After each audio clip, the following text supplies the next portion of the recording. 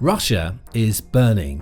Everything from oil refineries to production plants, transport facilities to airfields, trains to planes, bases and beyond, everything has become a target for Ukraine in its continuous and devastating drone strikes over the border on Russian soil. And the effects of Ukraine's numerous, calculated and ruthless drone attacks are well and truly building up, crippling the Russian economy, wearing down the country's war machine and enraging President Putin and his Kremlin cronies.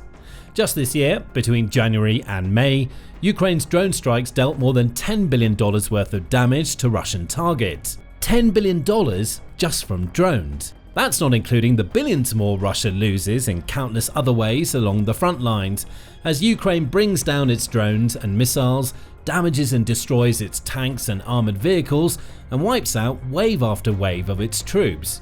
It's an extraordinary figure, and it was revealed at a press conference held on June 21 by Ukraine's Commander-in-Chief Oleksandr Syrsky.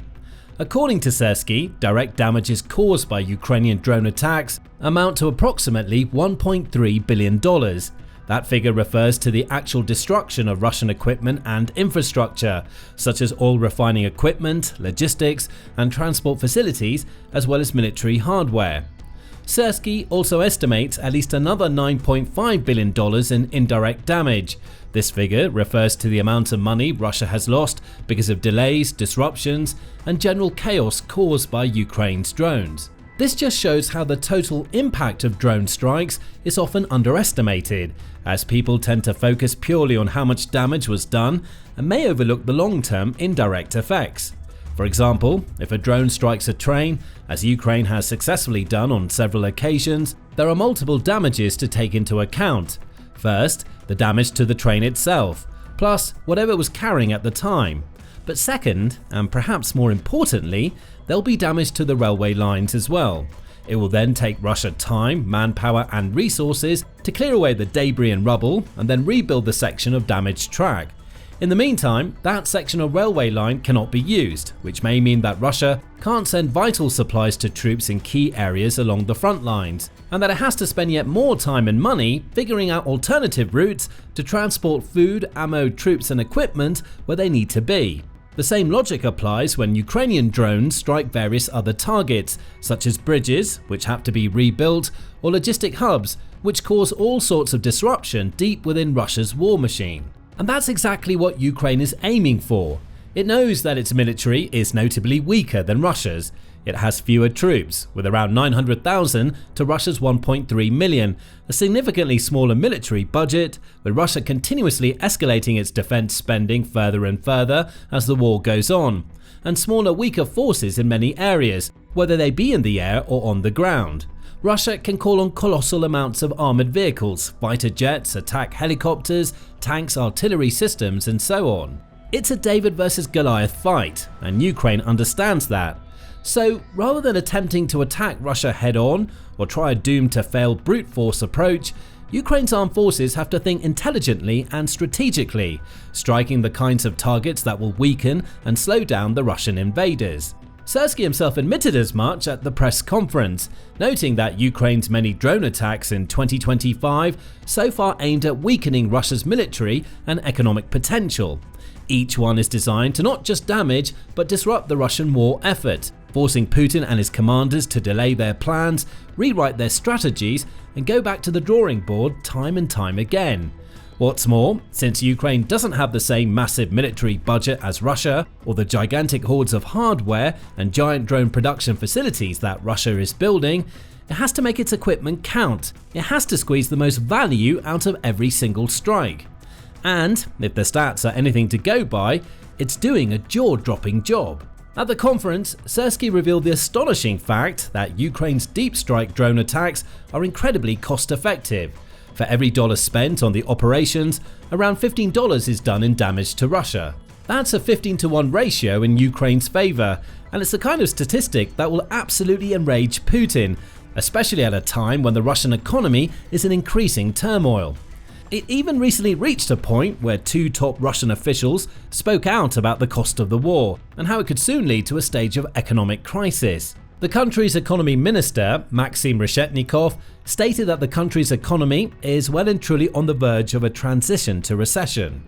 Meanwhile, the governor of Russia's central bank, Elvira Nabiullina, said on June 20 that the momentum behind Russia's economic expansion is rapidly fading away, and the country is depleting important internal resources that have helped to keep it afloat during the war so far. Most notably, she pointed to the liquid assets of Russia's National Wealth Fund, which is diminishing at a record rate as Russia draws from that fund to cover the ever-increasing cost of its invasion. This ties in with reports from early in the year. In May, for example, Anders Aslund, a leading Swedish economist, predicted that Russia's National Wealth Fund could completely run out by fall of this year, noting that the fund had already dropped from around $117 billion in 2021 to just $31 billion by the end of 2024.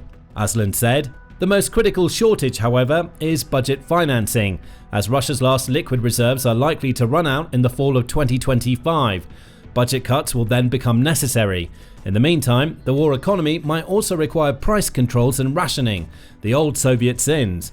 As the risk of a financial crash rises, Russia's imperiled economy is about to pose serious constraints on Putin's war."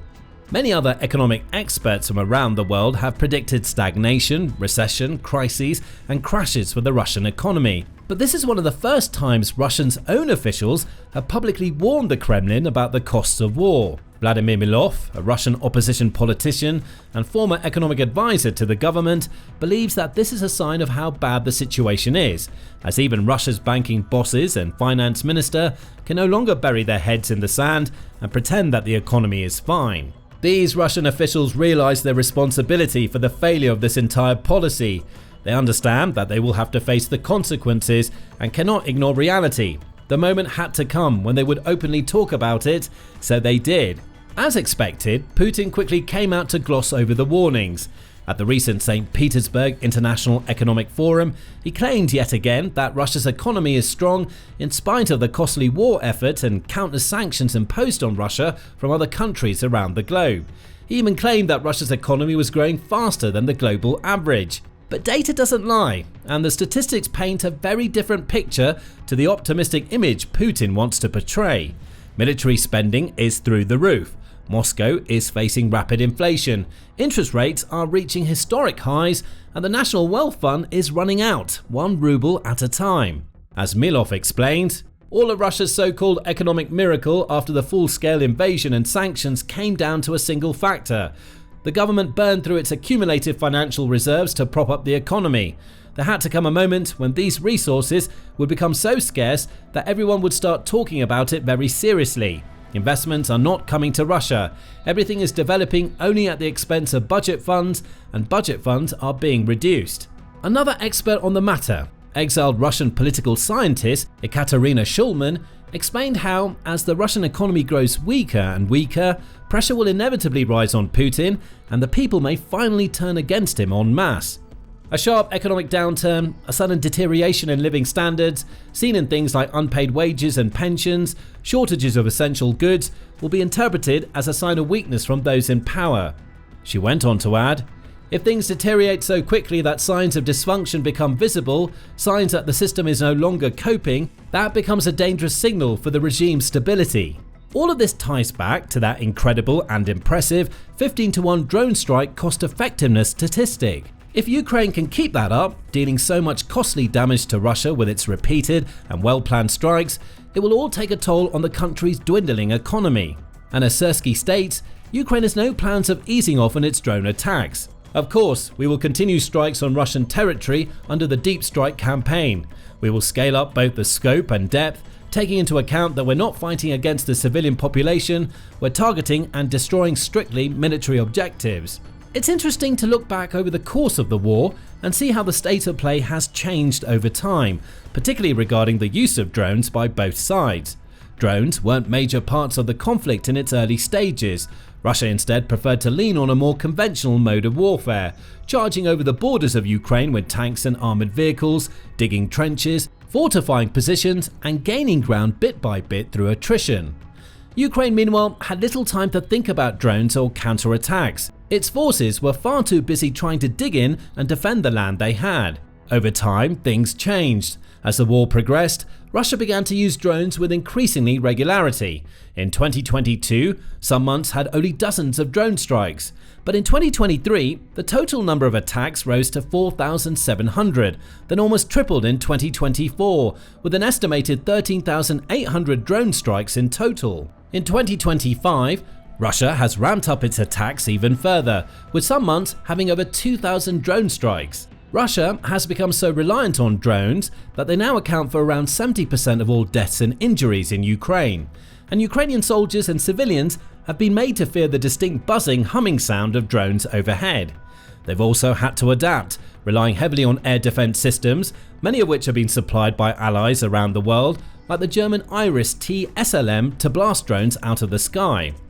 However, even as Ukraine has found new ways to defend itself, Russia has kept the pressure up, investing heavily in Iranian Shahed 136-131 drones to strike targets across Ukraine, while also improving its domestic drone production. Russia recently constructed a huge drone factory in the Alabuga Special Economic Zone, for example, which is said to be capable of making up to 6,000 drones a year. On top of that, Russia is investing in drone operator training and seeking ways to make its drones smarter and deadlier, like incorporating AI technology that could allow drones to fly and strike targets completely autonomously. But Ukraine has also made some significant strides in drone warfare too. In fact, it's arguably stronger and more masterful of the two sides in this department. Here's why. Russia often relies on brute force to get things done, and this is clearly evident in how it uses its drones. It regularly sends massive waves of them over the border to strike Ukrainian targets. Some succeed, finding their way to the target location and tragically dealing damage, destroying buildings and killing or injuring soldiers and civilians. However, many Russian drones also go to waste. Thousands, in fact, are brought down by Ukrainian air defenses and electronic warfare systems without ever dealing a single bit of damage. And each destroyed drone represents a costly loss for the Russian war machine. Some of these drones cost Russia hundreds of thousands of dollars to either buy or make. That's a huge amount of money to simply throw away for no result, especially at a time when the economy is struggling so terribly. Ukraine is far less wasteful and more calculated and considered in its drone strikes. It doesn't want to see its drones spiral out of the skies without hitting their targets. It wants every drone launch to have a genuine shot at success, to make every strike as cost-effective and efficient as possible, focusing not merely on damage done, but also value. It's that approach that helped Ukraine plan and execute attacks like the iconic Operation Spiderweb of June 1st, in which Ukraine's armed forces hid over 100 drones in a series of trucks. It then positioned those trucks in key locations across Russia, even in its far eastern regions, thousands of miles from Ukrainian soil, beside important air bases. Then, when the time was right, the roofs of the truck opened up, dozens of drones took to the skies and caught the Russians completely by surprise, striking numerous expensive and important jets that were parked on the bases at the time. That attack alone was said to have dealt $7 billion worth of damage, as well as putting a large part of Russia's strategic cruise missile carrier fleet completely out of action. And Ukraine didn't have to use fancy, expensive drones to pull it off. In fact, the drones used were said to cost less than $1,000 each, with some estimates putting them closer to just $500 per unit. That attack in many ways was symbolic of the entire war so far. Ukraine has far fewer resources, less money, and faces near insurmountable odds in many areas. It was still able, through grit, resilience, and smart strategy, to pull off something that might have seemed impossible, striking deep within the heart of Russia and dealing massive amounts of damage and disruption with only cheap and simple equipment. And while Operation Spiderweb made the most headlines, it's far from the only successful Ukrainian drone strike of 2025. In fact, there have been many reports over the course of the year so far of Ukraine's armed forces pulling off remarkable feats using its growing and evolving drone army. Barely a week after Operation Spiderweb, for example, there was the so-called Spiderweb 2.0 attack. This reportedly also involved drones being secretly concealed and strategically positioned deep behind enemy lines, hidden away in the grain carriages of a train that was also transporting dozens of Russian military vehicles and other hardware. Once more, when the time was right, Ukraine's operators struck, releasing the swarm of drones and striking the train itself, allegedly damaging and destroying around 100 Russian vehicles. Ukraine has also repeatedly been able to take out high-value targets in its drone strikes, such as air defense systems. For example, in November of last year, a single Ukrainian drone pilot, codenamed Ajax, used a drone that cost only a few $100s to deal millions of dollars worth of damage to Russian equipment. Ajax was carrying out a mission at the time when he came across a Russian OSA tactical air defense system. He took his opportunity, striking the OSA and watching with glee as the system burst into flames, representing up to $10 million worth of damage in a single hit. Much more recently, on June 26, reports emerged of Ukrainian drones successfully targeting a Russian S-400 Triumph air defense system in occupied Crimea. Video footage of this attack was shared on the Ukrainian military intelligence Telegram channel, showing multiple drones honing in on and striking their targets, wiping out radar systems and the S-400 launcher itself, and the system is said to cost around $500 million. Even if it wasn't entirely destroyed, it would surely have suffered millions in damages. Plus, every time Ukrainian drones take out air defense systems like this one, it makes it even harder for Russia to detect and destroy its drones in future attacks in those same areas. This again ties into that all-important Ukrainian strategy of focusing its attacks on the most significant targets, the ones that will cause the most problems and disruption for Russia to deal with. What's more, even though Ukraine has regularly used cheap and simple drones for many of its most successful strikes, Russia should be worried about some of the incredible advancements its opponents are making in drone technology. Earlier this year, for instance, Ukraine unveiled its latest series of Toloka TLK underwater drones, the TLK-150, the TLK-400 and the TLK-1000. The TLK-150 is the smallest of the bunch, but incredibly fast and capable as an aquatic kamikaze drone, with an operational range of over 60 miles and an array of communications and surveillance technologies built in, including a camera, thermal imager, GPS system, and communication antennas. It could be used to strike the likes of port city infrastructure, bridges, and Russian Navy vessels.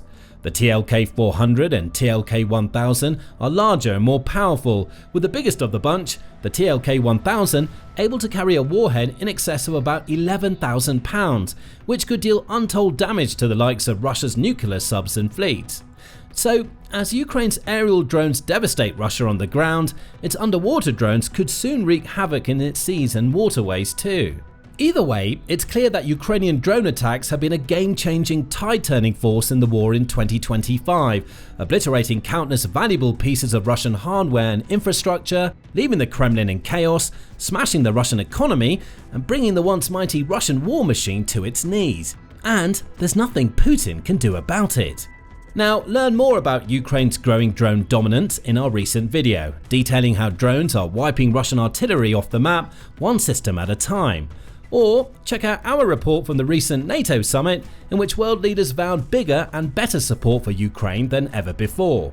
And finally, make sure you subscribe to our trusted news channel too for up-to-date, reliable reporting on the war and other important events worldwide.